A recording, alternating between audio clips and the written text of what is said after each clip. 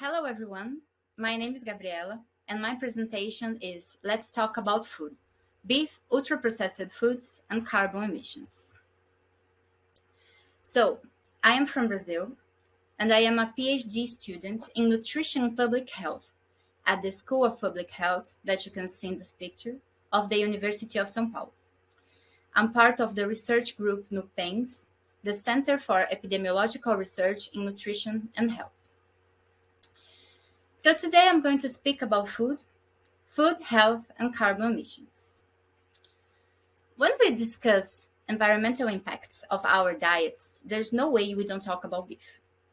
It is well known in the scientific literature the strong relation between beef production and beef consumption with environmental damage, especially the carbon emissions.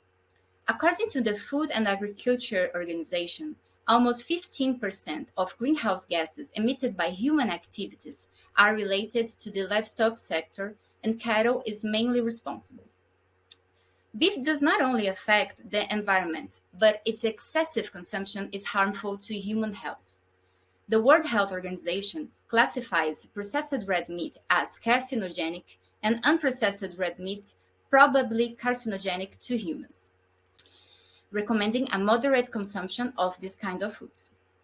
Well, there's another type of food that is very harmful for human health, which is the ultra-processed foods. Let's take a step back and understand what the ultra-processed foods are. And to do so, we use the NOVA classification, which is a system that classifies all the foods in 4 groups according to the nature, extent, and purpose of the industrial process that the food undergo. A description of the NOVA food groups and a practical guide to identify ultra-processed foods can be found in the paper Ultra-Processed Foods, What They Are and How to Identify Them. So here we are going to discuss the last of the NOVA food groups, the ultra-processed. Shortly, ultra-processed foods are formulations of ingredients, many of those ingredients refined ones, and many of exclusive industrial use, such as cosmetics, additives. Process of manufacture of ultra-processed foods involves several industrial steps. Now, looking at some examples of ultra-processed foods that are fast foods, soda, sweets, chocolate, candy, and chips. So, meta-analysis and systematic reviews, which are studies with a high quality of scientific evidence, show that dietary patterns rich in ultra-processed foods are associated with health loss, such as increased risk of obesity and non-communicable diseases, even all-causes mortality. Here are some of the references. You can easily find them online. And also, there's this report of the Food and Agriculture Organization of the United Nations putting together evidence of the negative health effects of ultra-processed foods consumption. So, in our research group, we took a question. It's clear that ultra-processed foods consumption is bad, harmful for human health. But what about the planetary health?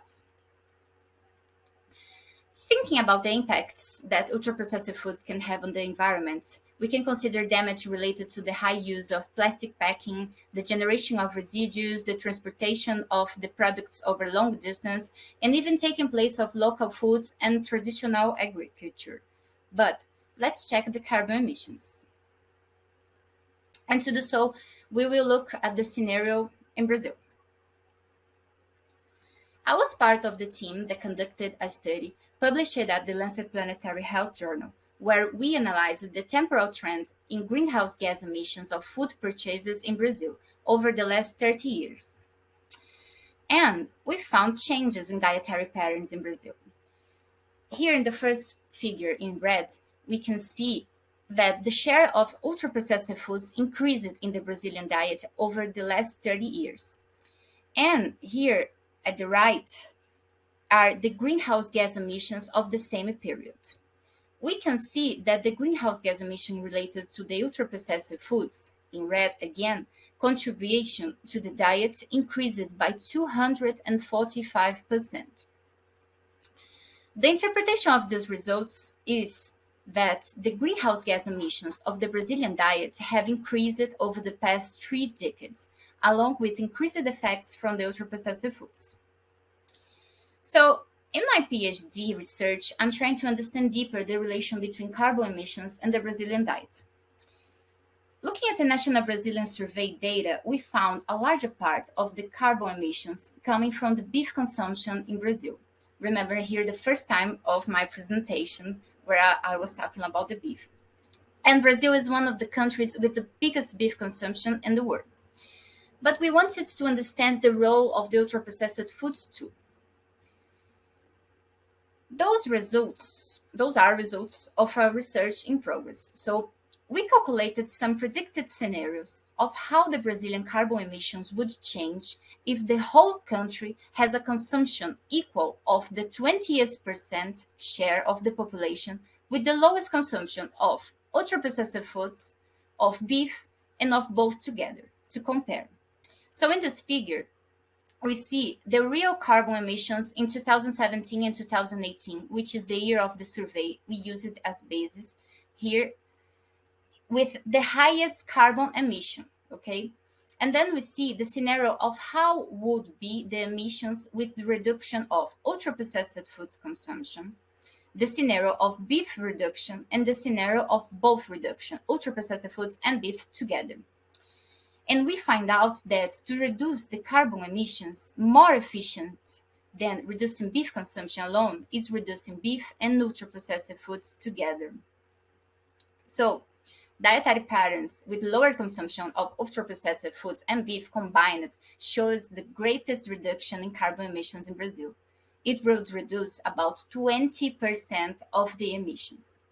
And those patterns are made of a largely plant-based diet with low consumption of beef and ultra-processed foods. And with these results, I conclude my presentation saying that reducing beef and ultra-processed foods consumption is something good for human health and good for planetary health. Thank you very much. This is my email and my Twitter account.